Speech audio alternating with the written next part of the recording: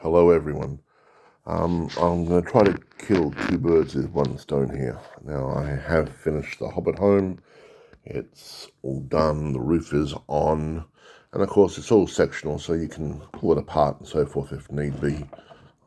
As you can tell there, it's also hollowed out on the inside, so if you wanted to, you can put a smoke machine in there and have smoke coming out of your Hobbit home.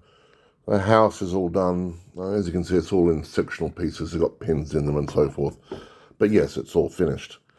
Now, I've had people ask me lots of questions about prices, and I've given prices in a video, but I'll be doing it publicly on my site very shortly.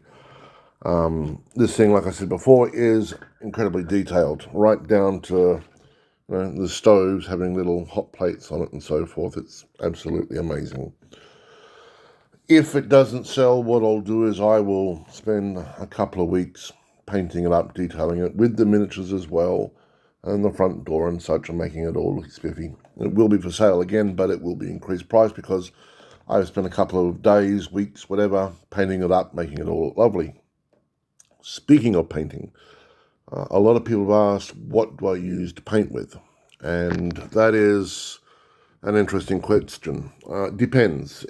If I'm doing like terrain like this, I would use bigger brushes, things like this, so I can, get into there and paint really well. And if it's fine little miniatures, I have these fine brushes here.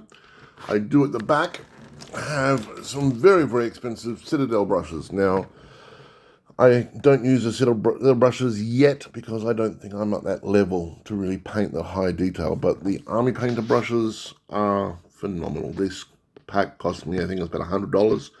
Well worth it. Also, I use a wet palette. If you don't know what a wet palette is, I'll explain it to you. What I am going to do is, more than likely this weekend, do a video on different painting techniques like inking, dry brushing, and other techniques that I use quite regularly that make it look, like it's a hard job, but generally speaking, it's actually very, very simple. Here's a quick example.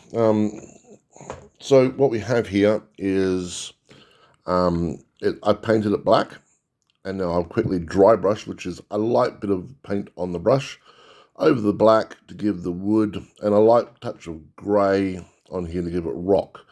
Then I'll give it a little bit more brighter with a white maybe, or an olive sort of colour, and then the white. And then what I'll do is I'll use like a simple wash, or like a very liquefied brown, and it'll just get into all the nooks and crannies and so forth and make it really stand out.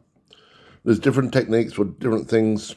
I'll do videos on all of them to show everyone how it's done. Disturbingly, unless of course you're painting eyeballs in a tiny little miniature, it's actually quite easy to do. So this is created by Chaos. If you are interested in the Hobbit home, please let me know. Otherwise, I will take to it and paint it however I like and however I want, with Flock, of course. This is Chaos, signing off.